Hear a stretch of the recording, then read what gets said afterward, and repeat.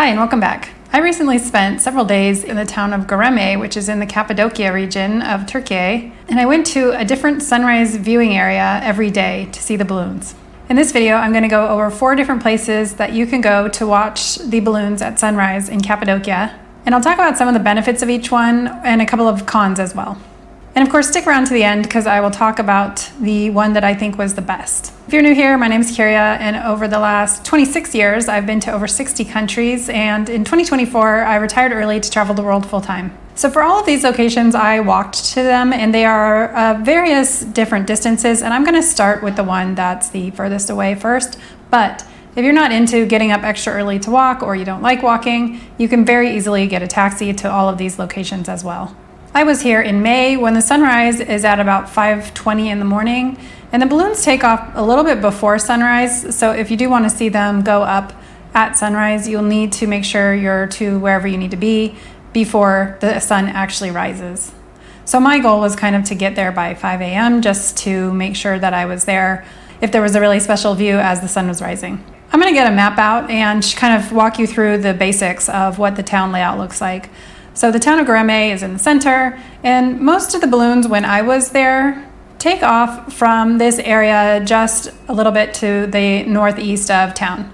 There are a couple of other places where the balloons take off, but when I was there were a few balloons taking off from those other places, but the majority was in this one main place. Here I'll show you on the map the 3 places that they could possibly take off from. Just note that they don't always fly the same exact pattern every day, so just because you saw them fly up and over a certain area one day doesn't mean they're going to fly up and over the same area the next day. It depends on the weather and the wind and probably various other things, but definitely the 4 different times that I watched, they kind of went 4 different ways, so it wasn't really consistent, so you couldn't really plan on being in a certain place because you knew the balloons were definitely going to be there. So I would suggest building in extra days for this. So if you just go for one day, you may actually miss them because either they will travel in a different direction, or on some days, if the wind is especially heavy, they just don't take off at all. So having a couple of extra days so that you can definitely see the balloons go up on at least one of the days, I think is definitely well worth it. And there are a lot of other things to do that you could occupy your time for those days as well. And I'll be talking about those in my next video. The other kind of main area that I will be talking about is Love Valley, so I'll show you that on the map. And I will also put Google location information for all of the places that I talk about in the description below. The first place is on the far side of Love Valley. From this location, you can get a really nice view of Love Valley with the balloons flying over it or even into it. And as I said, sometimes the balloons actually take off from an area nearby, so you may get a really up-close view of the balloons. However, the day that I was there, none of the balloons were really taking off from this area, so they were pretty far away from me. However, it gave me a really nice kind of bird's eye view, if you want to call it that, of all the balloons and the sun rising, so that was really nice. But just so you know, if this is the case for you, you may have to wait quite a while for the balloons to start drifting towards Love Valley. So they probably started going around Love Valley more around 6:30 when I was there. And so they will come to Love Valley probably, but it may take a while. It's not going to be right at the very beginning. This may be better for you. Maybe that means you can sleep in a little bit. But like I said, it's kind of unpredictable, so you never really know exactly which way they're going to go. So for me, it was nice because I got to see them a little farther away for sunrise, and then they kind of got closer and closer as time went by. There are a couple cons about this area. First of all, it's a little bit farther away. So it is about a 2-mile walk, which is about 3 kilometers. So it does take about 40 minutes to walk from the downtown area. If you take a taxi, obviously this won't be a problem.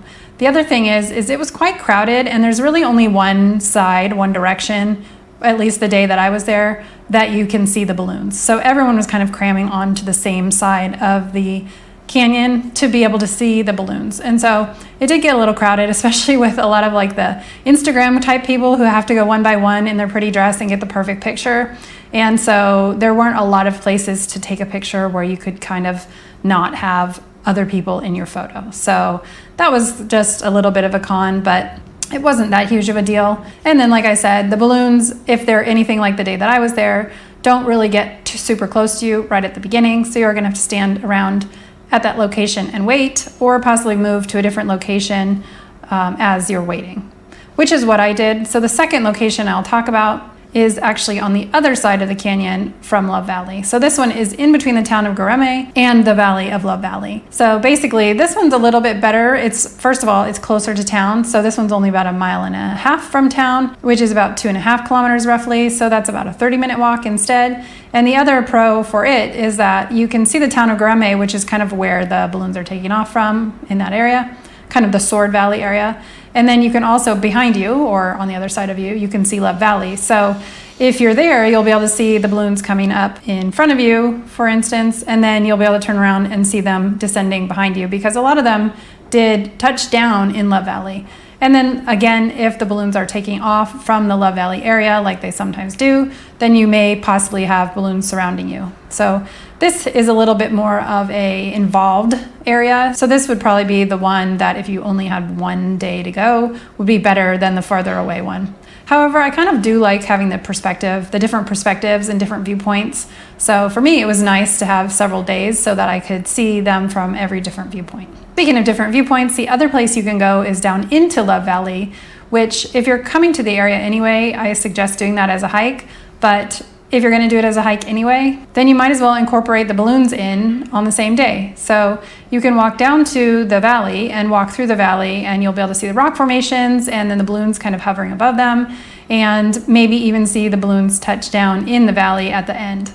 So if you only, again, have that one day, you might want to just walk up to the ridge, see the balloons take off. As they start to kind of hover and descend a little bit, maybe walk down to Love Valley at that point, and you can see them descend into Love Valley at the end. And so you would kind of get 2 viewing points for the price of one, essentially. If you're just going to hike Love Valley, the trailhead from town is about 1.5 miles or 2.5 kilometers. So once again, that's about a half an hour walk. The hike in Love Valley can be as long as you want. There are rock formations right at the entrance pretty much. So you could essentially just do a 10 minutes in, 10 minutes out, and you would get a nice view. And if you have the balloons, that would be even better. The next location is kind of where the majority of the balloons take off, which is near Sword Valley. And this is right near the main road, so it's very accessible. And it's also a little bit less than 1.5 miles, or basically 2 kilometers away from town. So it would be about a 20 to 30 minute walk, depending on how fast you walk. And the good thing about it, though, is it's really easily accessible. So you kind of just walk along the road, and then you pop into the area that has like some viewpoints where they're a little bit higher, set higher up. And then you just walk onto one of the viewpoints, and you can see for 360-degree view. And the cool thing about that is you're going to be really, really close to where the balloons are taking off. So if you're interested in actually seeing them take off up close instead of just hovering above your head, you can watch them take off, and then they kind of float right above your head, which is really nice. So that would be probably the opportunity for them to be the closest most consistently.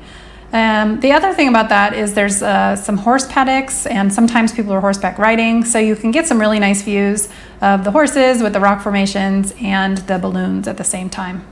The con about this one is it is very close to the road, and so this does 2 things. First of all, it makes it very accessible for cars. So the cars are also driving up onto the same viewing platforms that you're sitting there waiting on. And so sometimes it's hard to get a photo without a car in it, and sometimes you have people kind of zipping in and out of your frame, and so that's a little bit annoying, plus it's a little bit loud and everything. And then also the road is right there, so it is also hard to get a nice picture without the highway in the way. So you do just need to kind of be creative, and it's not that hard, but that's a minor pro of that area. Of course, the day that I was closer to this balloon takeoff point, there were more balloons taking off closer to Love Valley. So like I said, it really just varies a lot. The last location is called Sunset Point, but don't be fooled. This is also a great place to see the sun rise. And this one is only about 1 kilometer from where I stayed, and I pretty much stayed in the middle of town. So it's less than a mile, it's like 0.6 miles. And so it doesn't take very long, so you can especially sleep in later for this one. And essentially it's just a walk uphill on the streets to get to the area. You do have to pay 30 Turkish lira to get in at the time that I was there, so that's less than $1. And once you pay, you can get into a separate area where there's a little dirt kind of point that you can walk out into. This place is nice because the dirt formation that I was just talking about that you can walk out into kind of is like a little bit of a peninsula essentially. So you can walk out on it, and when you're on the end, you can see at least 3 sides around you. And of course, you can see 4 sides around you, but the 4th side is not quite as, it doesn't have the drop off, but 3 sides have the drop off with the valleys and the rock formations. And so almost pretty much wherever the balloons go, you'll be able to have a view. And even though a lot of people go to this place and it was kind of busy, quote unquote busy, it didn't feel like there were always people in your way because there are so many different options for where you can view the balloons from. So it's not like everybody is standing staring in the same direction. People were moving around, taking pictures from each different location, and you could do the same thing. So it was a lot easier to get a nice kind of unobstructed view from this location. And again, like one side does have a road on it, so that one you're going to have some man-made things in, but the other side has a lot of rock formations, so you can get a view with a more natural feel. So this one had probably the most optionality as far as that goes. Once again though, on this day, the balloons took off from the Sword Valley area, so this was very close to this sunset view, and so that made it great. But if they were taking off from Love Valley, you would have the balloons a lot farther away. The other thing about the day that I was there, it was cloudy, so the balloons didn't take off for a really long time. They were like half full, and they sat there from like 5 a.m. to 5:30, 6 a.m., 6:30. Finally, a couple of them started taking off, but really they didn't all take off until probably more like 6:45, and so it was a lot later start than the other days that I witnessed all the balloons.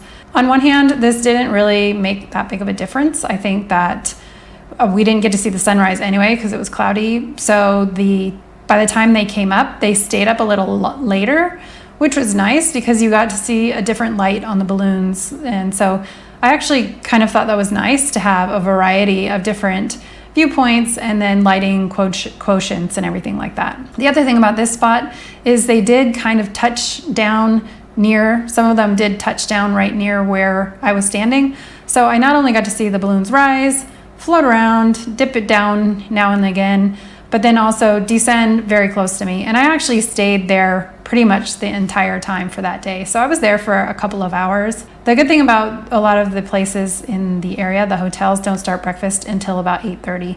So it wasn't like I was missing breakfast or anything. So I just sat there and went and took pictures from lots of different angles, and it was really nice actually. So now you want to know which one did I think was the best. Well, as you can probably tell from my little bit of enthusiasm, the last one, the Sunset Point one, was probably my favorite. Despite having to pay for it, which obviously it wasn't a lot, you just get a lot of options for different views. So you have the 3 sides that I talked about, but you can also kind of walk around that area and do a little bit of hikes, and you can go down if you want to into the valley where the rocks are. And so you could technically, even if you went there every single day for 3 days in a row, you could probably get different views of the balloons on all the 3 days. So it has a lot of variety. Also, like I said, even though there were quite a few people, it just didn't feel very crowded. Even though we all kind of sat there and waited for 2 hours or an hour and a half or whatever for the balloons to take off, everyone was just kind of friendly and hanging out, and it was just a nice vibe. There's also a coffee cart nearby in case you need a little bit of pep me up while you're sitting there waiting. So now I've talked about some of my favorite places to view the balloons if you go to Cappadocia. So you tell me, have you been to Cappadocia before? If so, did you try out any of these places? And if so, which one did you think was the best? Or if you've been and you've gone to another place that I didn't mention, feel free to leave a note in the comments and let us know where it was so that other people can enjoy it as well. And if you haven't been to Cappadocia, is it somewhere that's on your bucket list? If you enjoyed this video, stay tuned for the next one where I'm going to talk about some of the other things besides watching the balloons that you can do if you're in the Cappadocia area. If this sounds interesting to you, please subscribe so that you don't miss it. Once again, thank you for watching and happy travels. All right, is that light enough?